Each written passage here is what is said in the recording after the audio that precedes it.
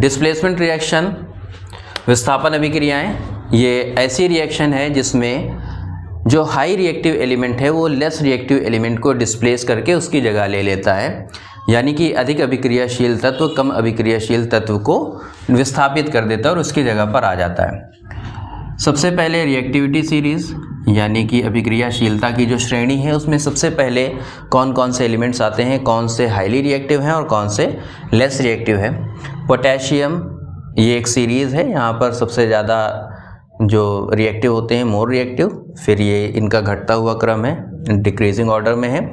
Potassium, sodium, calcium, magnesium, aluminium, zinc, ferrum, plumbum, hydrogen, copper, hydrargyrum, argentum, aurum, ये series है। यहाँ पर reaction देखेंगे, यहाँ पर हमने लिया था आयरन सॉलिड स्टेट में और कॉपर सल्फेट का एक्वस सॉल्यूशन था, विलयन था।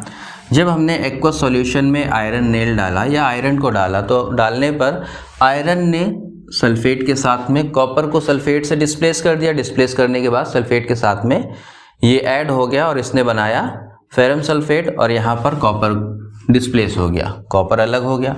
उसी तरह से जब हम जिंक को सॉलिड स्टेट में कॉपर सल्फेट के एक्वस सॉल्यूशन में डालते हैं तो जिंक सल्फेट के साथ जुड़कर जिंक सल्फेट का सॉल्यूशन बना लेता है और कॉपर को डिस्प्लेस कर देता है। उसी तरह से जब हम प्लम्बम को कॉपर सल्फेट के सॉल्यूशन में डालते हैं तो प्लम्बम सल्फेट बन जाता है और कॉपर को डिस्प्लेस कर देता है। अब हम यहाँ पर देखें, फेरम, जिंक और प्लम्बम दोनों ही कॉपर से ऊपर हैं।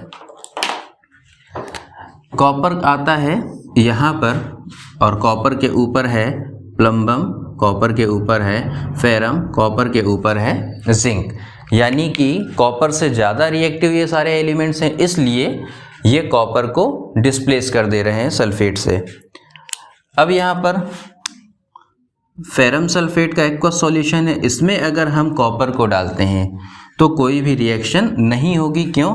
क्योंकि iron is more reactive than copper, iron ज़्यादा रिएक्टिव है कॉपर से, इसलिए कॉपर आयरन को डिस्प्लेस नहीं कर पाएगा। डिस्प्लेसमेंट रिएक्शन में हमको यही देखना है कि इस रिएक्टिविटी सीरीज में जो ऊपर वाले एलिमेंट्स हैं वो अपने से नीचे वाले सभी एलिमेंट्स को डिस्प्लेस कर सकते हैं। जैसे पोटेशियम इन सभी एलिमेंट्स को डिस्प्लेस कर सकता है, सोडियम इन सभी अपने से नीचे वाले सभी एलिमेंट्स को डिस्प्लेस कर सकता है। वही यहाँ पर है कि फेरम ने कॉपर को डिस्प्लेस कर दिया, हटा दिया, जिंक ने भी कॉपर को डिस्प्लेस कर दिया, लेकिन यहाँ पर कॉपर आयरन सल्फेट के सॉल्यूशन में से आयरन को डिस्प्लेस नहीं कर पा रहा है, आयरन को डिस्प्लेस नहीं कर पा रहा है। क्यों?